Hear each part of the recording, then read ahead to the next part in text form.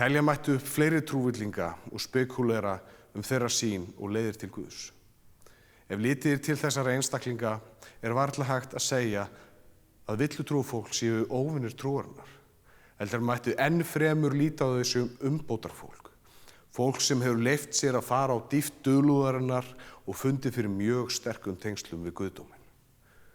Frans frá Assisi fann þessi tengsl við guðdóminn, til dæmis í djúpi náttúrunnar. Þetta eru iðulega þau sem við köllum í dag mystikera eða dulspekinga. Þetta eru trúarvitar sem færa okkur aftur nær upprunalegum boðskap Jesú og þaðan áfram í þroska og vöxt í trúni. Þetta allt fólk sem iðkar trúna á mjög djúpstæðan hátt. Þetta fólk sem leiddu umbreytingar í sál manneskjunnar og svo í hinum ytri veruleika, þegar stofnunin vill festa sannleikann í reglur. Þá vill trúillingurinn eða mystikerinn upplifa hana lifandi í hjarta og sál manneskjunnar, bæði í andanum og í líkamanum. Það mætti því færa rök fyrir því að það sé okkur öllum hollt að finna trúillinginn í sjálfum okkur, fara í þetta innra rými þar sem við mætum honum, því hann sá sem þorir að efast, spyrja og leita dýpra á djúp sálarinnar og í andans heima. Og hann sá sem þorir að hlusta á innri sannleikann, jafnvel þó að hann geti verið sjúklega óþægilegur, bæði fyrir hann sjálfan og samfélagið. Jafnvel þótt hann sé og verði óvinsæll. Þessi innri trúvillingur oftar en ekki hinn spámannlegi hluti sálarinnar sem kallar okkur til þess að lifa í samræmi við Guð, ljósið og kærleikann, frekar en kenningar, skoðanir og lögmálshyggju fólksins. Trúvillingurinn birtist í dag í þeim sem tala fyrir skilyrðislausum kærleika, opnun anda og sálar inn á dýpra svið, flæði í stað tvíhyggju og samkennd þegar kerfið þrá öryggi og reglu. Kirkjan þarf trúvillinga til þess að vaxa andlega, því annars verður hún að safni dýra muna en ekki samfélag hins lifandi anda sem blæs þar sem hann vill. Erum við tilbúin til þess að leyfa Guði að tala í gegnum þá sem við skiljum ekki? Guð hefur alltaf notað trúvillinga til þess að vekja fólk úr svefni sjálfstýringarinnar. Þeir koma alltaf þegar kerfið er orðið þreytt, þegar trúin vængstýfð, þegar reglurnar eru farnar að binda fólk í stað þess að lyfta því upp. Þeir koma ekki til að rífa niður og þó samt rífa niður það sem þjónar ekki kærleikanum lengur, en þeir koma til þess að blása líf í það sem dautt. Trúvillingarnir minna okkur á að Guð ekki föst stærð eða statísk orka, heldur eilíf hreyfing alheimsins ofan í og handan minnstu byggingareininga heimsins, upp í og handan stærstu eining hans. Trúin lifir ekki í stöðugleika eða hreyfingarleysi, heldur hreyfingu og umbreytingu. Og nú stöndum við á tímum umbreytinga, á nýjum stökkpalli mannlegrar vitundar, þar sem við förum út úr tvíhyggjunni, því nú leitast andstæðurnar í tvíhyggjunni aftur eftir samhljómi, í eitt. Andstæðurnar leita í flæði vatnsins og við erum á leiðinni inn í þetta flæði, út úr óttunum og inn í opnun og frelsi. Og við sjáum þetta í náttúrunni, þar sem gjöfulasta lífið er. Þar sem áin mætir hafinu, skógurinn talar einum rómi í samhljómi trjá á sveppaþráða, kyn og kynvitund ekki lengur tvö föst hólf, heldur litróf. Hreyfing orkuflæðis sem tjáir margvíslegan sannleika manneskjunnar. Kynhneigð verður ekki skilgreind af reglu eða með reglustriku, heldur af ást, tengslum og sálrænni dýpt. Því ástin sjálf hefur aldrei fylgt bókhaldi mannanna.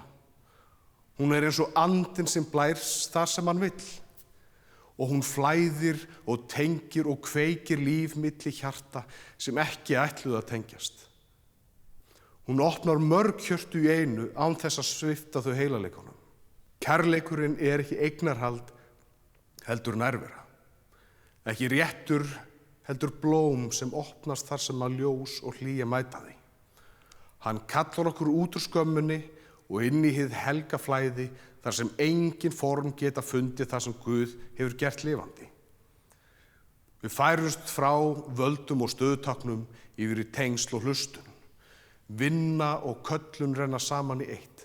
Karl og kona eru nú ekki lengur til, heldur það upplifun hvers og eins af sjálfum sér. Orkan sem við kölluðum áður karlorku og kvennorku að finna jafnvægi í einingunni. Trú og vísindi að verða tvær leiðir að sama leyndardómi og hugur og hjarta nálgast hvert annað. Kristnin að hrista af sér dogmur og finna hjartað aftur. Nú þurfum við að sleppa merkimiðum, skilgreiningum og leyfa okkur að fara í flæðið. Þetta eru góðar breytingar, ekki merki sturlun. Heldur felst sturlunin í því að halda aftur að þessu. En það er óttinn. Það er óttinn sem dregur úr þorinu sem krefst til þess að stíga inn í framtíð umbreytinga. Því þessu fylgir óvissa og óvissan getur verið hræðileg. En það er ekkert að óttast. En þau sem óttast, þau sem byggja heiminn á merkimiðum, skilgreiningum og valdi tvíhyggjunar, finna nú jörðina nötra undir fótum sér. Þetta eru fæðingarhríðir nýrra tíma. Þess vegna vaknar óttinn og hægri öfga þjóðernishyggja og hægri bókstafskristni rís nú upp eins og dreki í vígaham, hrifsar nú tilbaka unnin mannréttindi, flokkar okkur í við og hin og stígur nú tilbaka í hinn gömlu kynjahlutverk tvíhyggjunar. Því fólk leitar í öryggi rammanna og regluna sem héldu öllu í föstum skorðum. Guð hefur alltaf kallað fólk til þess að brjóta niður múra, til þess að þroskast og til þess að blómstra. Og hann kallar á hreyfingu og kallar fólk út úr formi og inn í flæði. En hér heima eru þeir sennilega nokkrir trúvillingarnir, en eitt sem stendur upp úr. Haraldur Níelsson, fyrrum prestur í Dómkirkjunni í Reykjavík og rektor við Háskóla Íslands. Sagt að hann hafi hætt störfum í Dómkirkjunni vegna hálsbólgu, en síðar var predikunastóllinn þar honum lokaður. Það er svo sem ekki hægt að segja að hann hafi verið dæmdur trúvillingur, en hann þorði að segja að Guð væri ekki fastur í kenningunum, heldur lifandi kraftur. Hann hélt áfram að predika og það var í Fríkirkjunni í Reykjavík sem hann fékk skjól og yfirfyllti kirkjuna í hvert einasta sinn.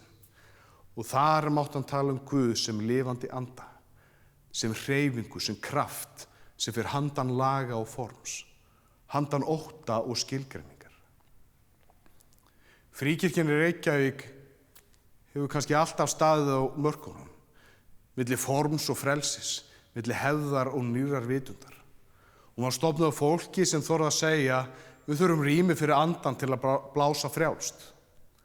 Og nú, þegar heimurinn sjálfur að ganga í gegnum fæðingarhríðir umbreytinga, þá stendur Fríkirkjan aftur á sögulegum stað. Hún kölluð til að vera brú milli þess gamla og þess nýja, milli bókstafar og anda, milli mannlegrar þráhyggju eftir reglu og guðlegrar þrár eftir frelsi. Hún kölluð til að vera staður sem fólk má efast og elska samt, má gráta og syngja, leita og trúa. Staður þar sem Guð má vera miklu stærri en hugmyndir okkar hann.